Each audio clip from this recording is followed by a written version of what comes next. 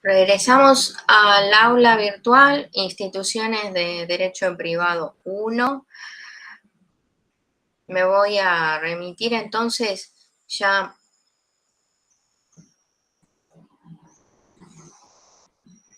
a la parte conclusiva del módulo 2 y el módulo 3 es titulado así, llegamos a destino, porque vamos a ir cerrando todo un ciclo que nos llevó un cuatrimestre en un viaje donde ustedes ya tienen las fotos de todo el recorrido, pueden volver a esas fotos, que son los videos que se llevan, las lecturas que hicieron. Y todavía no estacionamos en la terminal, es decir, todavía continuamos el viaje, nos falta poco para llegar.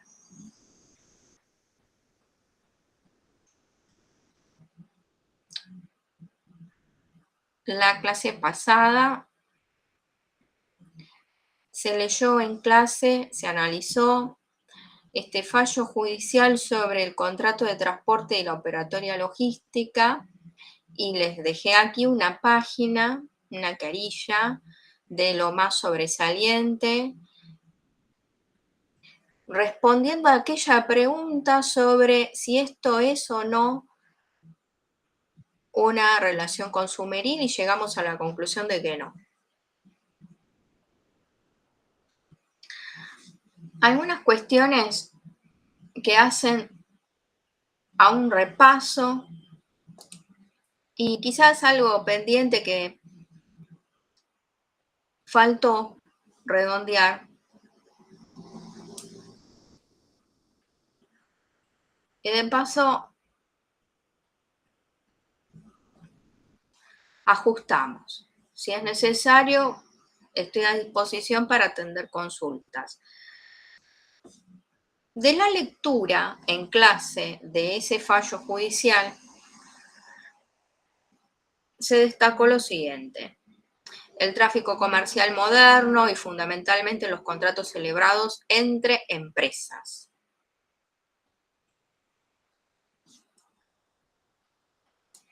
Entre empresas. Pues bien, ¿qué es una empresa? Les pregunto a ustedes.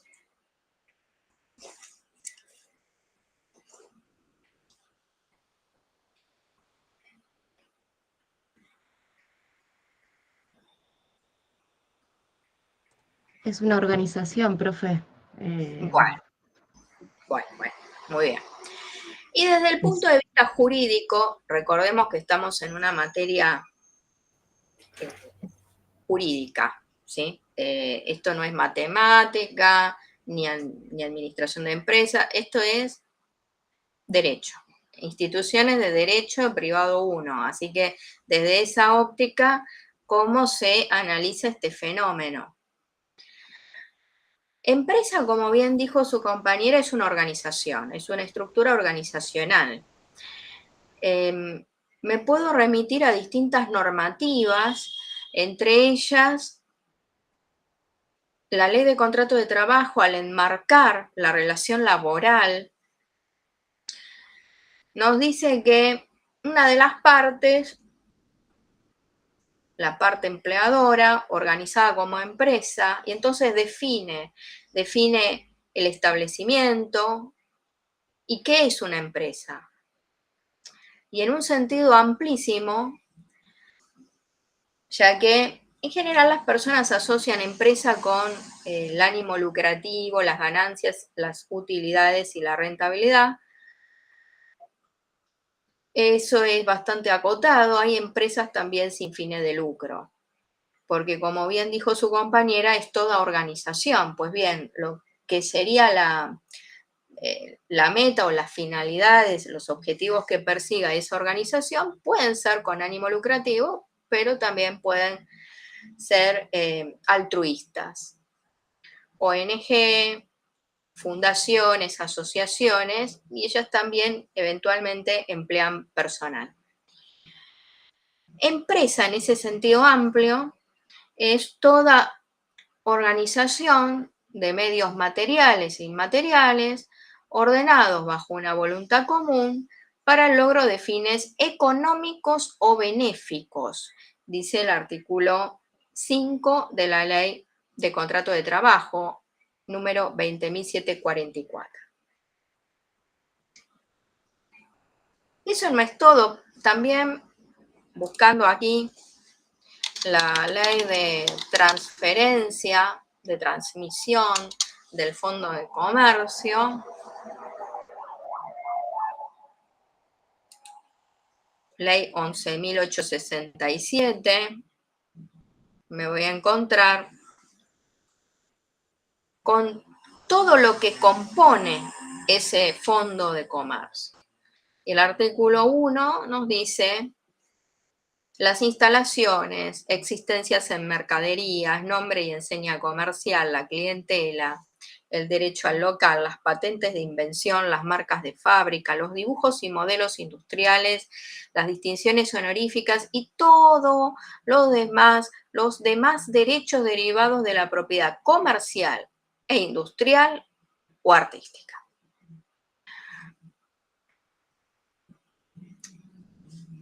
El Código Civil y Comercial hace una alusión al concepto de empresa.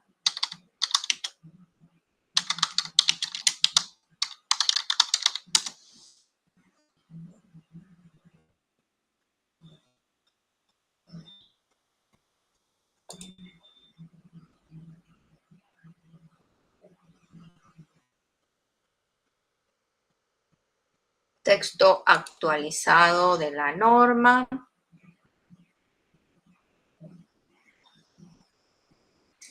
Aquí tienen el índice. Siempre es importante saber dónde buscar, cómo voy a ir a buscar esta información.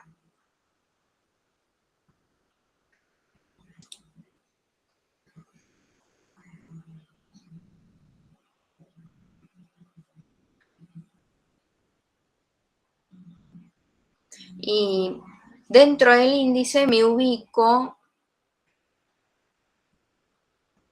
en hechos y actos jurídicos porque posteriormente trabaja el tema de los instrumentos públicos y privados y llegamos al artículo 320, que dice: están obligados a llevar la contabilidad todas las personas jurídicas privadas y quienes realicen una actividad económica organizada. Me detengo ahí porque esta parte que dice aquí, y quienes realicen una actividad económica organizada, está aludiendo a la empresa, a esa estructura organizacional. Y no hay más, porque uno puede describir el fenómeno desde el punto de vista legal y decir que hay un elemento objetivo que lo compone, como dice el artículo primero de la ley 11.867, las instalaciones, existencias en mercaderías, nombre y enseña comercial, etc. Ese elemento material que caracteriza todo lo que compone esa estructura organizacional: el dinero, el capital, los recursos humanos, las instalaciones, inmuebles, bienes muebles, derechos en general, y el elemento subjetivo que responde a la pregunta: ¿quién responde? ¿Quién responde? Y ese quién responde es una pregunta abierta que se responde así: la persona humana o persona jurídica, lo que sea, pero es una persona. Entonces, la empresa está caracterizada con un elemento material y un elemento subjetivo. Y es una forma de responder desde el punto de vista legal qué es la empresa. Con todo este panorama, bueno, hay un elemento subjetivo, el sujeto de derechos, es el que responde, el que adquiere los derechos y contrae las obligaciones, que puede ser una persona humana o una persona jurídica. La persona jurídica, y esto ahí me remite al módulo anterior, al módulo 2, al principio. ¿Qué es una persona jurídica? La naturaleza jurídica de las personas de existencia ideal. ¿Cómo se clasifican las personas jurídicas? Entes públicos, entes privados. Los atributos de las personas jurídicas y al principio de especialidad, es decir, un objeto acotado a su especialidad. Nos remite al para qué se formó. Y en función a eso, acota su capacidad.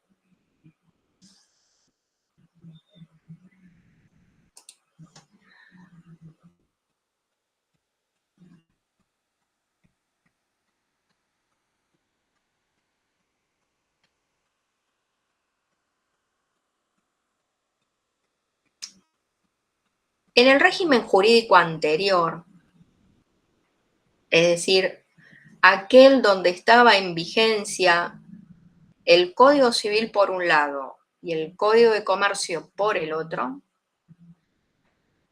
el artículo 8 del Código Comercial decía: el transporte es un acto de comercio siempre que estuviera organizado por empresa. Sí, siempre que estuviera organizado por empresa. Aquel artículo 8 del Código de Comercio era una norma prescriptiva, al igual que otras contenidas en el Código Comercial, que indicaba cuál era la consecuencia o consecuencias, efectos, de decir que tal o cual cosa era comercial. Y si no lo era, había que remitirse al Código Civil. Entonces, si el contrato de transporte está organizado por empresa, era un acto mercantil. De lo contrario, había que remitirse al Código Civil.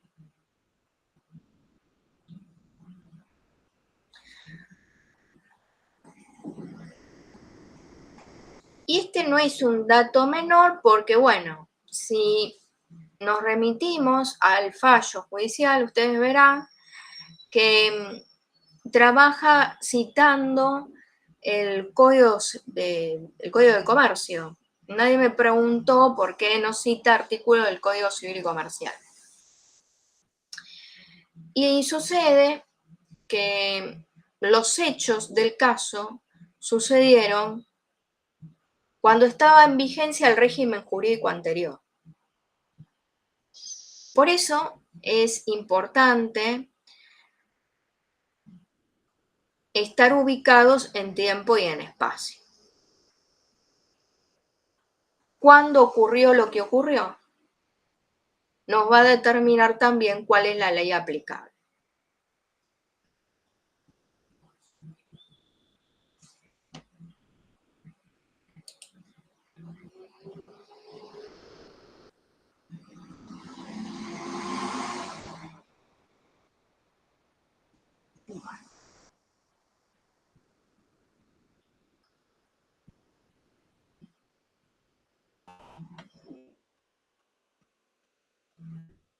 En el repositorio van a encontrar, les voy a avisar en el foro de avisos, no solo que subí la clase de hoy, sino también la videoclase número 9 dentro del repositorio, para que ustedes la escuchen también. Y les adelanto un poco la cuestión. Otro tema trabajado en este fallo judicial sobre el contrato de transporte y la operatoria logística fue el principio de buena fe. Pues bien, ¿qué es la buena fe? A ver, los escucho a ustedes.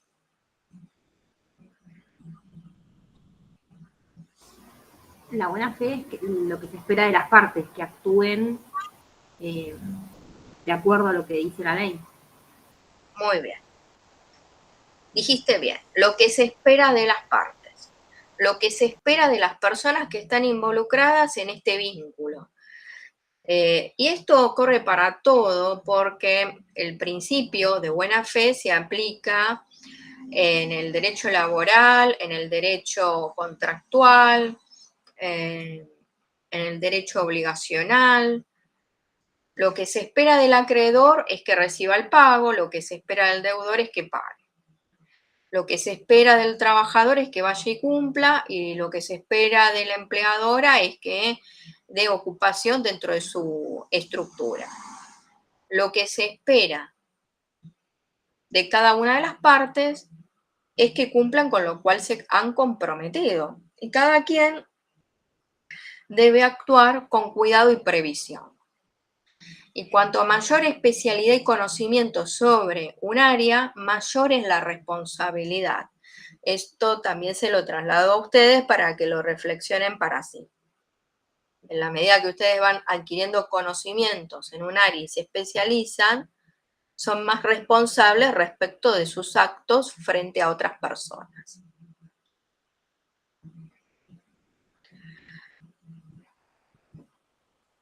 Además, el principio de buena fe me dice que hay que remitirse a lo que cada quien entendió o debió entender, obrando con cuidado y previsión. Para lo cual hay que remitirse sí o sí, no solamente a lo formalmente declarado, al contrato y a sus cláusulas, sino también a lo que hacen las personas que están involucradas en este contrato o en esos contratos.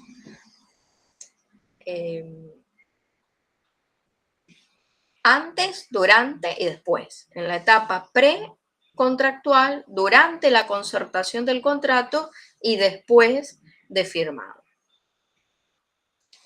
El principio de buena fe se incorporó en la reforma, por medio de la reforma ley, la gran reforma ley 17.711,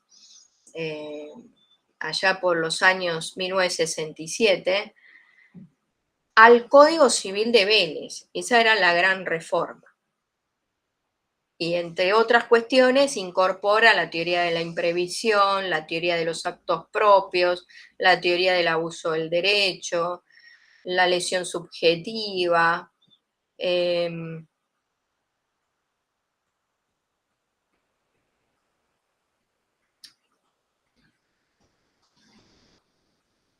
otras cuestiones. Y también, bueno, incorpora el principio de buena fe. Buena fe, lealtad, buena fe, creencia, el principio de buena fe. Ubíquense en esa línea de tiempo, dije en el año, bueno, ya en el año 1968.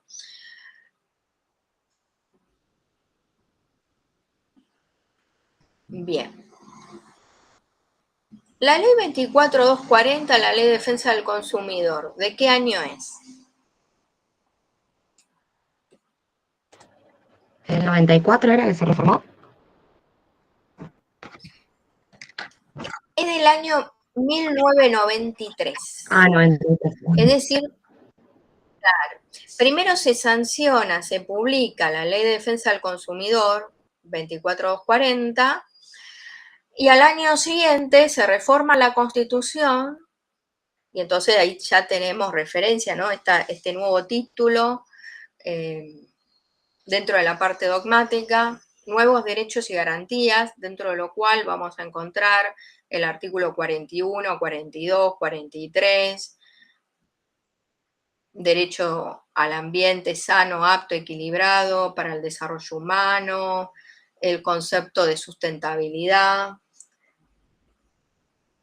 y, por supuesto, los derechos del consumidor y del usuario. Y el artículo 43 lo cito por el amparo individual, el amparo colectivo.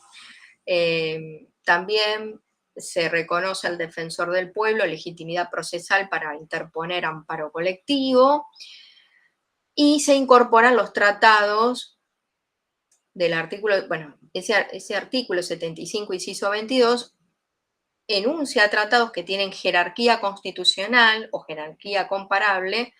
Esto significa que los incorpora a la Constitución Nacional y dentro del panorama o plexo normativo tenemos la Constitución, estos tratados, luego siguen otros tratados que tienen una jerarquía superior a las leyes, etc. Les puedo presentar toda la pirámide.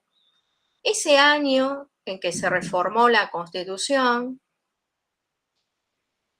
se reglamentó la Ley 24240, la Ley de Defensa del Consumidor. Bien, ¿por qué cito esto? Bueno, voy a buscar la Ley 24240.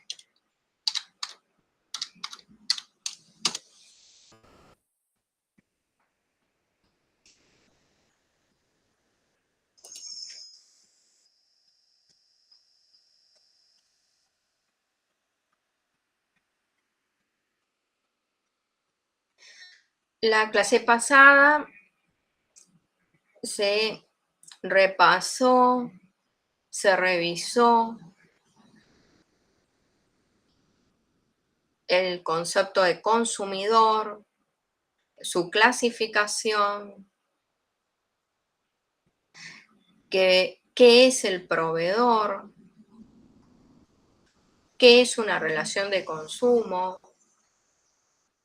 y que ya no nos circunscribimos al contrato, sino que ampliamos la mirada y nos enfocamos en una relación de consumo que es superadora.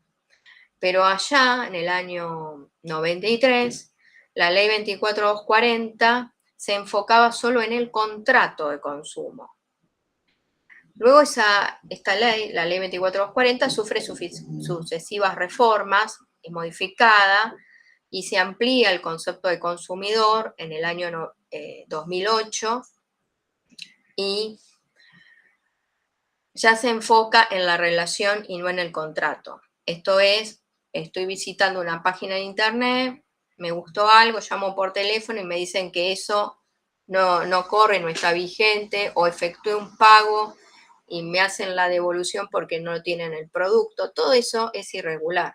Ya es una infracción a la ley 24240 en los términos vigentes, actuales. ¿Por qué? Porque aun cuando no haya suscrito el contrato, ya están obligados como proveedores de bienes y servicios por los avisos, ofertas, anuncios, publicidad.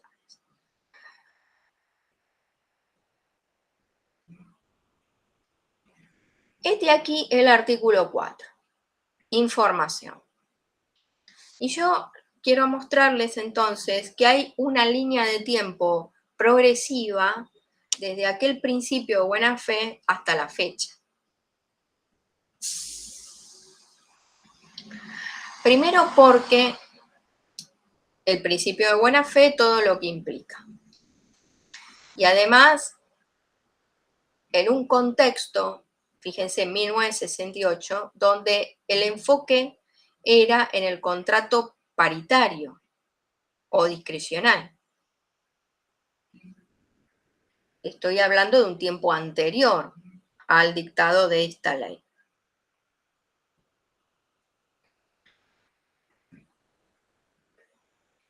Eso significa la teoría clásica de los contratos, la autonomía de la voluntad, el efecto relativo de los contratos y partir de la base de una, bueno, de una igualdad paritaria.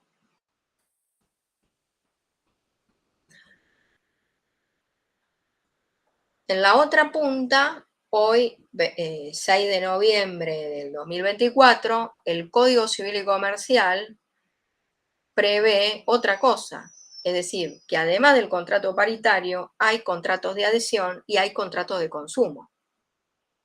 Está reconociendo que hay situaciones en donde no hay paridad, sino que hay un desequilibrio estructural, donde una de las partes no participó en la redacción de ese contrato. Desde 1968 hasta la fecha, hubo una evolución que nos lleva desde el principio de buena fe al deber de proveer información. Artículo 4 de la Ley 24.240. Información.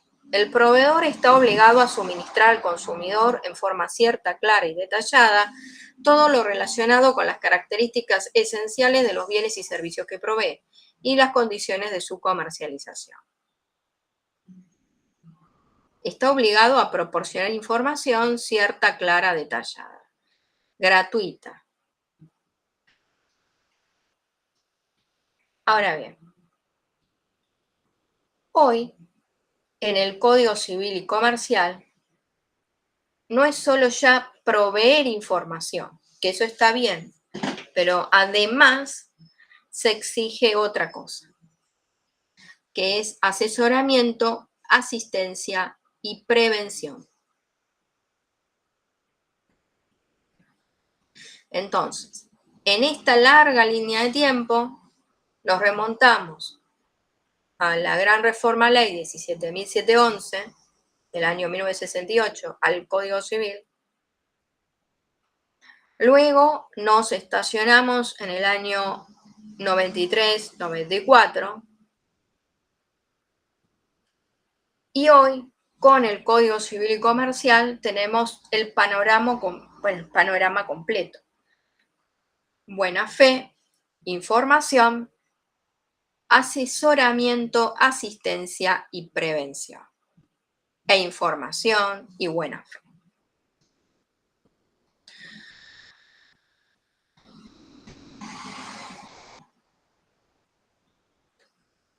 El deber de información no es solamente proveer información. Por el hecho de que hay alguien que necesita esa información para tomar una decisión o porque quiere saber. El proveer información también está relacionado con preservar la salud, la integridad física, especialmente cuando son cosas y servicios riesgosos. Entonces hay que acompañar esto con instrucciones, manuales de uso y cómo debe ser entregado ese manual. Asesoramiento, asistencia y prevención sobre el uso, cómo conservar ese producto y cómo usarlo y cómo mantenerlo. ¿Qué mantenimiento tiene que tener? Para no poner en peligro a las personas y sus bienes. Y además, para preservar intereses económicos.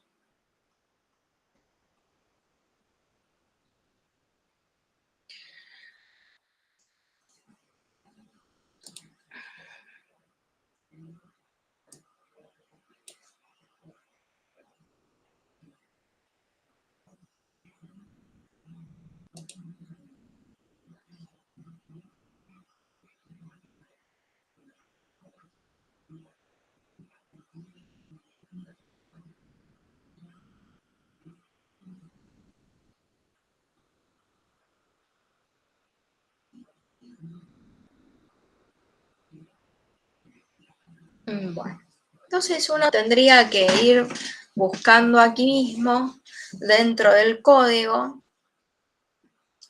Y quiero que busquen, háganlo ustedes, les doy unos minutitos para que busquen el código